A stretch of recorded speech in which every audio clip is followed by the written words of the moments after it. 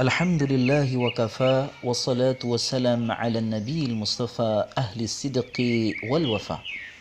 Asyhadu an la ilaha illallah wahdahu la syarika lah wa asyhadu anna Muhammadan abduhu wa rasuluhu alladhi la nabiyya ba'dah. Allahumma salli wa sallim wa barik wa an'im ala hadha an-nabiy al-karim wa ala alihi wa ashabihi ajma'in. اللهم آت نفوسنا تقواها وزكيها أنت خير من زكاها أنت وليها ومولاها. Pemirsa yang dirahmati Allah, kita akan memulai serial kajian Tazkiyatun Nafs. Semoga Allah Ta'ala memberkahi amal ibadah kita dan menerimanya, serta mengaruniakan kepada kita ilmu yang bermanfaat. Pemirsa yang dirahmati Allah, pada pertemuan kali ini saya ingin membahas sebuah tema, yaitu mensucikan jiwa adalah sebuah keharusan. Sungguh tazkiyatun nafs hal yang paling penting dalam hidup kita, karena ia terkait dengan hal yang paling pokok di dalam perbuatan manusia. Ibarat sebuah badan, maka tazkiyatun nafs atau ilmu hati adalah ruhnya. Al-jasadu bila ruhin kal mayyit. Fisik atau badan tanpa ruh, ia adalah mayit. Sebesar apapun orang, sehebat apapun orang, tanpa ruh, dia tidak memiliki arti apa-apa dalam kehidupan. Karena dia telah berubah statusnya menjadi mayit. Demikian pula lah manusia dan amal perbuatannya. Tanpa tazkiyatun nafs, bagai mayit. Salat tanpa khusyuk, bagai mayit. Amal tanpa ikhlas, bagai mayit. Dan hidup tanpa bersyukur, bagai mayit. Oleh karena itu, betapa pentingnya hal ini sehingga Allah Subhanahu wa taala meletakkan tazkiyatun nafs menjadi bagian yang paling penting dalam Al-Qur'an.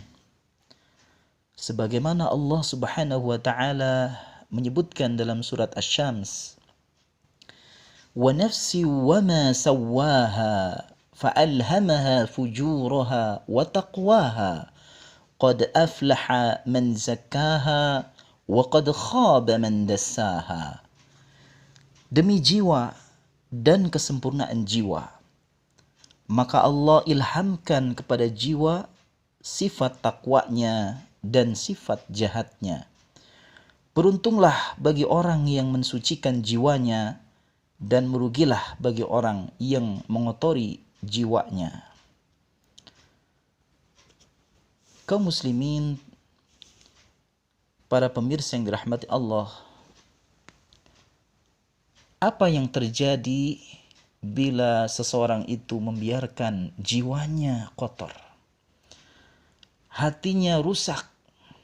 Maka dampak buruknya yang akan terjadi adalah, yang pertama, malas dalam ibadah. Yang kedua, berani untuk berbuat dosa. Yang ketiga, meremehkan dosa.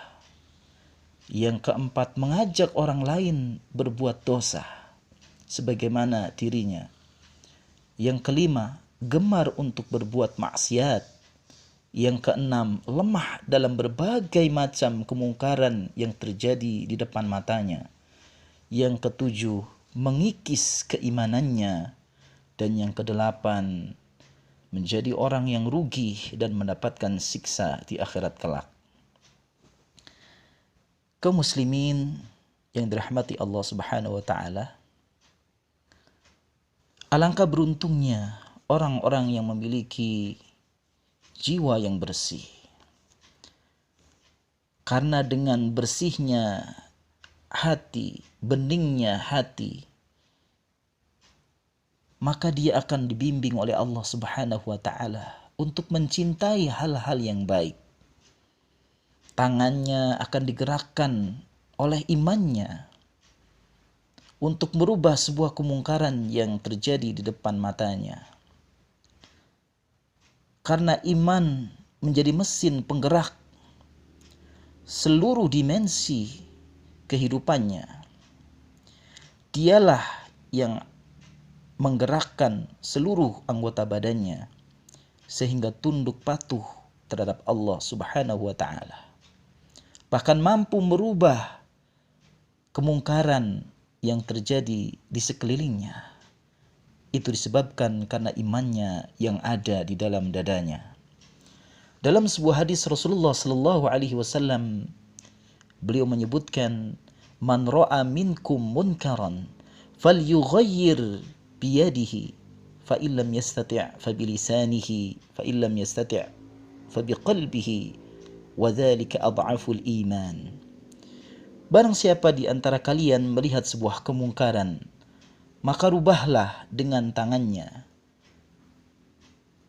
Maka apabila dia tidak mampu, hendaklah dengan lisannya. Dan jika tidak mampu, maka dengan hatinya. Dan demikian itu selemah-lemah iman. Pemirsa yang dirahmati Allah Subhanahu wa taala, orang-orang yang beriman adalah orang-orang yang bersih hatinya, suci jiwanya, karena Allah Subhanahu wa taala membimbingnya dengan hidayahnya. Allah Subhanahu wa taala membersihkan dosa-dosanya dan memberikan ampunan terhadapnya. Karena orang-orang beriman adalah orang-orang yang senantiasa kembali kepada Allah di saat dia terjerumus dalam kemaksiatan. Lalu kemudian dia teringat dan segera bertaubat kepada Allah, menyesali atas segala perbuatannya, menginsafi dirinya sehingga kembali kepada jalan yang benar. Orang-orang yang beriman adalah orang-orang yang hatinya senantiasa ingat kepada Allah, rindu berjumpa dengan Allah. Orang-orang yang beriman adalah orang-orang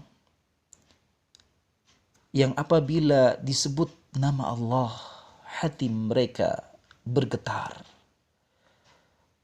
Sebagaimana disebutkan dalam Al-Quran, "Innamal mu'minuna alladhina idza dzukirallah wajilat qulubuhum wa idza tuliyat alaihim ayatuhu zadatuhum imana wa ala rabbihim yatawakkalun." Sesungguhnya orang-orang yang beriman adalah orang-orang yang apabila disebut nama Allah, wajilat qulubuhum, hati mereka bergetar. Wa idza tuliyat alaihim ayatuhu, dan apabila dibacakan kepada mereka ayat-ayat Allah, zadatuhum imana, maka bertambahlah imannya, wa ala rabbihim yatawakkalun, mereka bertawakal kepada Rabbnya. Itulah karakter orang-orang yang beriman, yang benar dengan imannya, sehingga Allah Subhanahu wa taala mengaruniakan terhadap mereka keimanan yang kokoh, keimanan yang benar, sehingga dia termasuk orang-orang yang diridhoi oleh Allah Subhanahu wa taala. Demikianlah yang bisa saya sampaikan, mudah-mudahan ada manfaatnya. Semoga Allah Subhanahu wa taala mengaruniakan kepada kita hati yang bersih, jiwa yang suci, dan memudahkan kita untuk beramal soleh serta menjauhi segala perbuatan dosa dan kemaksiatan, sehingga kita mendapatkan ridho dari Allah Subhanahu wa taala dan mendapatkan ampunan dari sisinya. Barakallahu fikum. Wa sallallahu ala nabiyyina Muhammad wa ala alihi wa ashabihi wa sallam. Wassalamualaikum warahmatullahi wabarakatuh.